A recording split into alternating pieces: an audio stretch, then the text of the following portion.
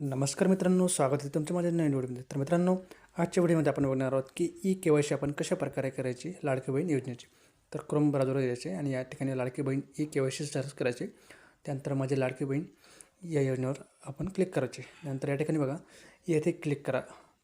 या ग्रीन पडद्यावर या ठिकाणी बघा, केशरी कलरमध्ये या ठिकाणी येथे क्लिक करा या बटनावर आपल्याला क्लिक करून घ्यायचे.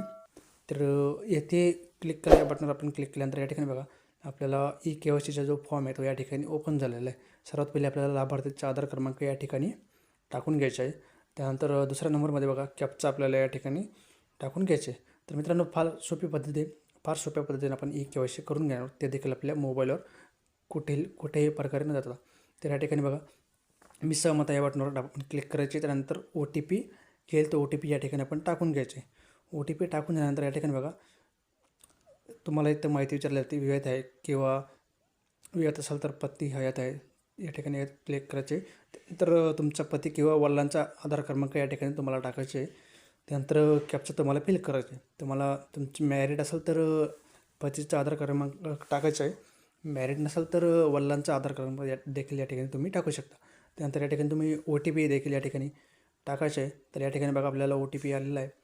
तर आपण या ठिकाणी OTP टाकून घेतलेला आहे. OTP टाकून झाल्यानंतर या ठिकाणी बघा, सबमिट करा या बटन आपल्याला क्लिक करायचे.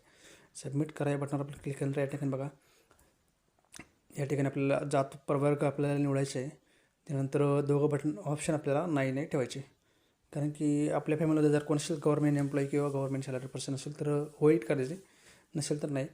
त्यानंतर सबमिट करा या बटनवर आपल्याला क्लिक करून घ्यायचे. सबमिट करा या बटनवर आपण क्लिक केल्यानंतर या ठिकाणी बघा, तुमच्यासमोर एक असं पेज या ठिकाणी ओपन झालं आहे.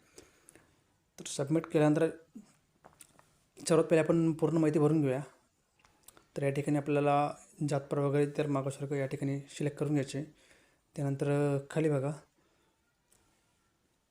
खाली दोघं ऑप्शन नाही. त्यानंतर या ठिकाणी बघा, आपली KYC यशस्वीरित्या पूर्ण झालेली आहे. शेवटी तुम्हाला असा मेसेज येईल, सर्व माहिती आपण फिल केल्यानंतर तुम्हाला तुमची ई-के-वाय-सी यशस्वीरित्या पूर्ण झालेली आहे असा मेसेज आपल्याला येतो.